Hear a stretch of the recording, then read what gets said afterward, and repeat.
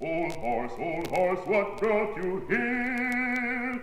Go down, your blood red roses, go down. After plowing the turf for many a year, go down, your blood red roses, go down. Oh, your pigs and posers. Hello, I'm David McNeil, and I've recently completed a book about events in World War II which many people call the Forgotten Conflict. The Forgotten Conflict is connected with the war in the Far East and what happened between Japan, Germany and Britain, and it's connected with a U-boat attack on a oil tanker in the Indian Ocean and what happened after that.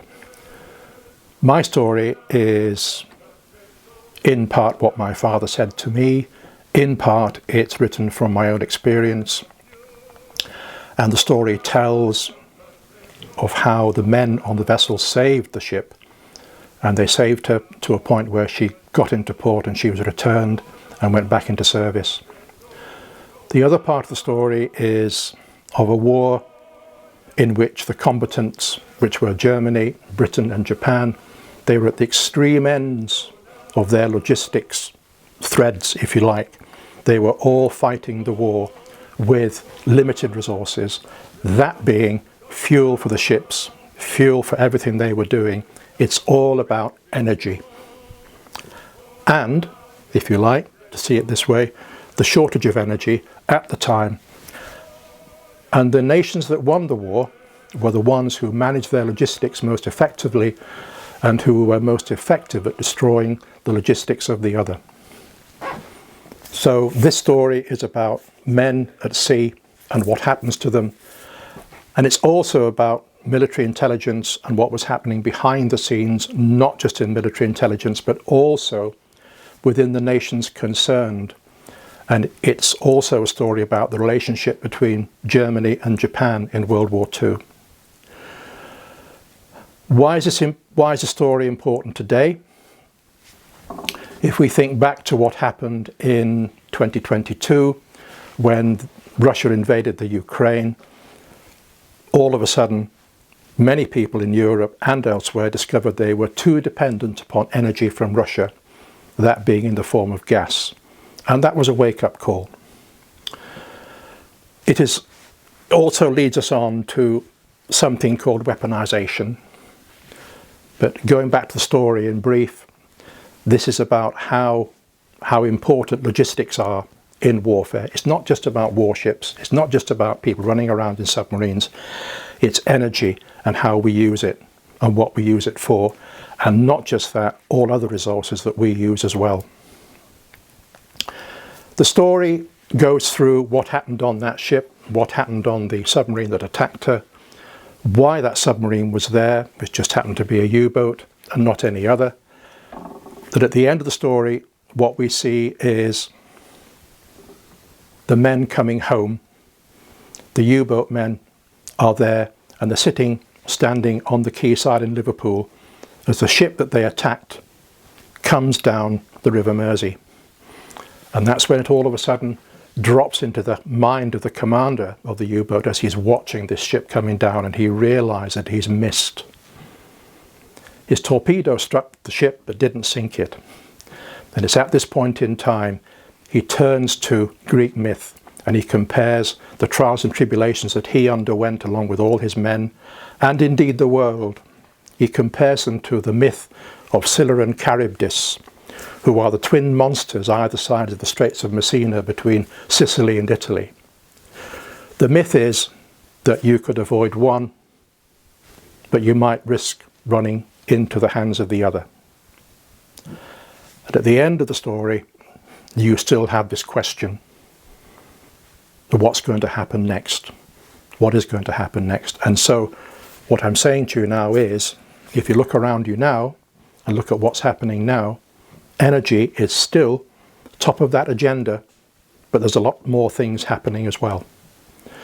And this story is about how the men get round it and how they show that they are better than the events which are surrounding them, how they show that they are better than the people who lead them. The first chapter of the book is concerned with how a certain book came into my possession. And it was a book that my father had bought in about 1943 while the ship was in dry dock in Bombay. And to him, this book, which is a complete anthology of verse by Rudyard Kipling, must have been a point of sanity in a world going quietly mad. And this book lay in my father's possession for years and years and years. And it only came to my possession in about 2014. So the first chapter is how this book came into my possession. So this is the only chapter that tells has a true story. So this is the authentic part of the book, where this book drops into my hands, but I discover something in it. And it's a picture that my father acquired of the ship after the attack.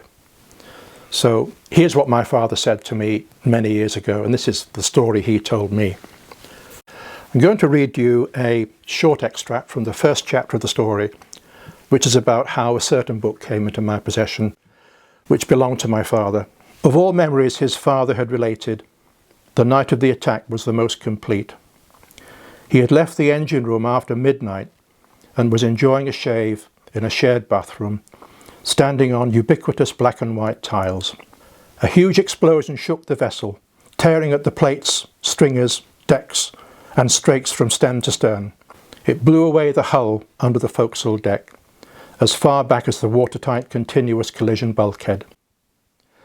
The entire vessel was shaken from the decks to the keel row, laden in Middlesbrough shipyard less than 1 year before.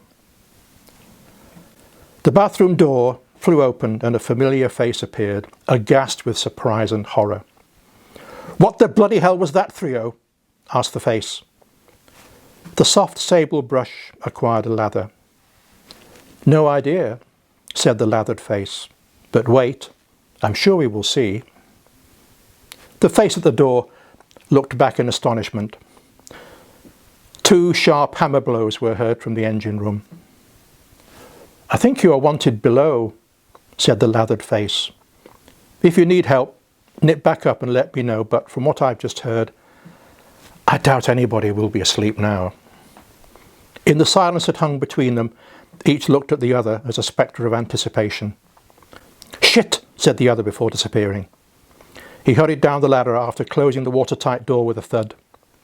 The cleats swung onto their wedges into silence as he went below to the lower plates. With his disappearance, the engine beat died as the dim light shone on the features of the man whose peace had been so rudely interrupted.